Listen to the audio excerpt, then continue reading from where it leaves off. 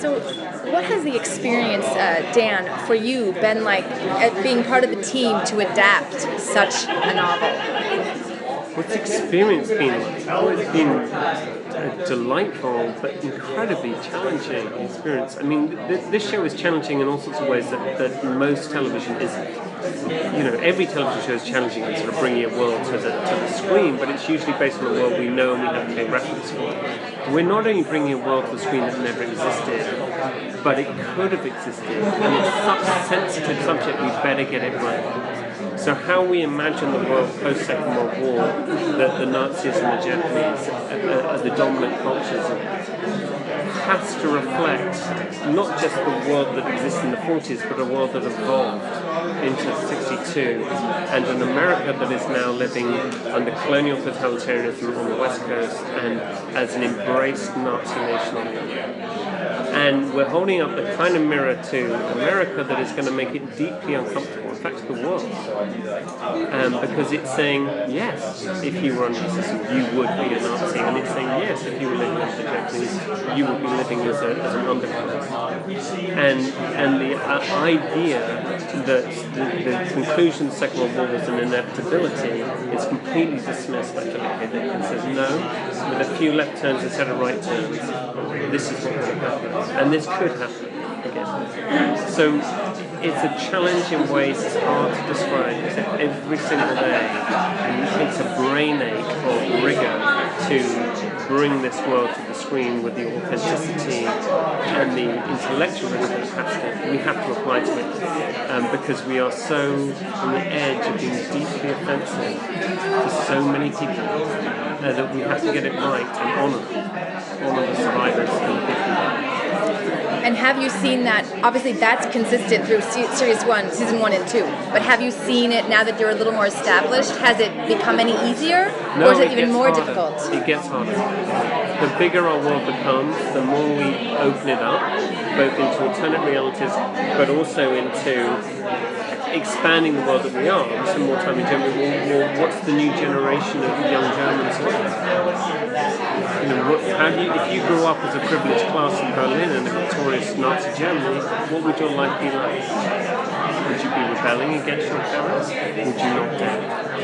You know, we for a while we explored the idea of actually setting one of our stories in North Africa on the Dam project. I spent 4 weeks in Morocco researching and traveling with two other producers and a production designer.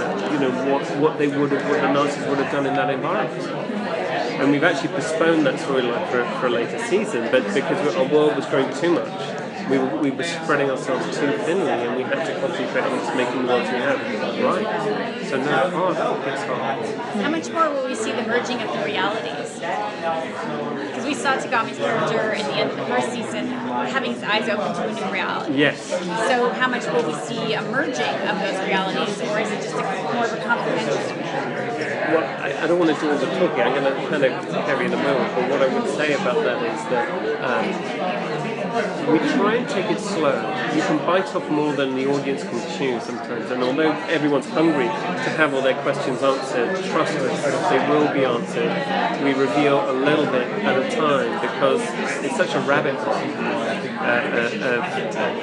We want to keep you rooted in the characters, in the drama, in the emotional narrative, and not get too expository about the world. We know what we're saying, we know what these worlds are, but you're going to discover it step by step by step. And you know, Cary's story in this season is very much about that. In terms of production, what kind of freedom did Amazon give you? This is, a delicate subject. What kind of freedom did Amazon give you that you might not have gotten at the network? Most networks would be too frightened to ever try and attempt to do a show like this, and would try and rein you in at every potentially alarming beat, which is pretty much every other scene. What Amazon have done is have the courage to say, go and tell this story, but do it well. Don't disappoint us. And that trust we honour every day. You said that you were saying earlier how brave it is. A lot of courage. Never seen a studio be so courageous. They're always about not losing their jobs and not being able to go to lunch with each other. They're more concerned about that. But I think also it's the perfect time for a studio like Amazon with millennials. You kind of get bored quickly, I've noticed, because we're moving at such a speed.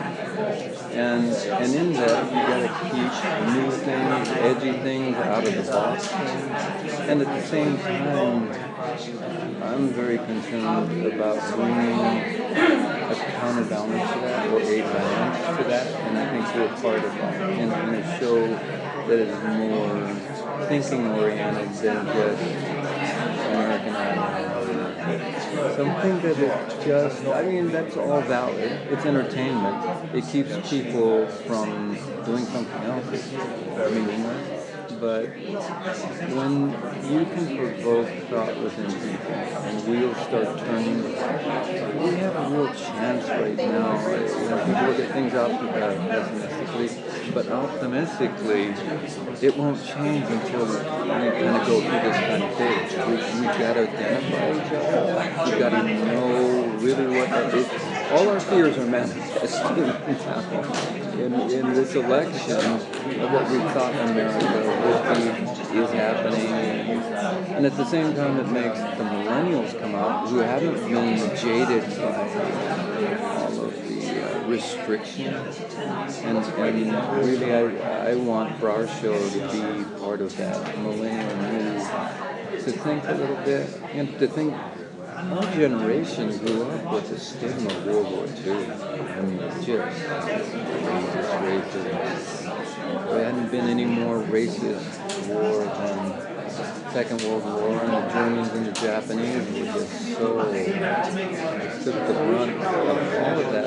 And it lasted a long time. The bad news was it came along with American young boys who were just reaching their manhood and feeling that was their destiny. We are number one. We have 2 atomic bombs. Everybody else will listen to us. We sort of conducted business from a power standpoint without understanding what that power is about.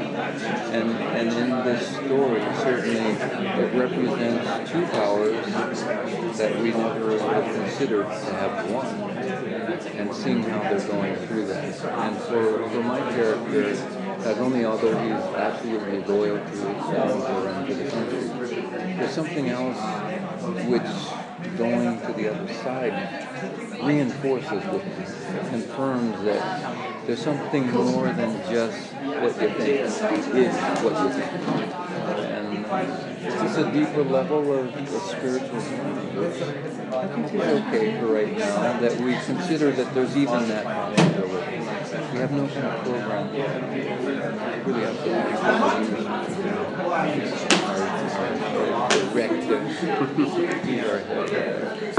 But one last thing. Yeah, what can you tease about the trade minister's journey for us in season 2? What can I tell you about him? Yeah, what can you tease about what's coming up for him in this what's coming up for him is to be relieved of having to serve everybody on the other side. It's kind of like a parent who just all of a sudden their teenager's left home. And he's now having to deal with himself. And of course, that happens in any reality where a parent goes to some other country. You're always so aware and watching every single little move and really starting to explore different parts of himself. I can relate to that. And discover that himself in another world could be a very different person. Yeah. Which is quite profound shock for the character. It is, to find out what Tagomi is, the Tagomi that lives in that other reality and has that effect on his wife and son. You're not knowing that story. So it's a discovery of all. It's very moving. It's a very, very moving narrative. And I think one of the big shifts in the second season, there's always been the intention was to dig much more, spend more time involved in the character, the emotional layers of the characters, and not be, allowing the plot to drive you forward so fast. Because our stories happening over a very short period of time. And it just we're allowing ourselves to spend a bit more time with each character. And as our world becomes more and more complex, we slow it down. And I hope that the audience will respond to that, because one of the things that was clear from last season was the questions it generates in the audience. Everyone has an opinion about what these films are, what they mean, what the realities might be, the purpose of this journey is. How can Juliana see a film as the two men who love her in it? You know, and all of these questions, which will be answered. Be patient with us, be tolerant with us, and trust us. They will be. And we slow it down for a reason, which is to allow those questions to gestate and find their own answers.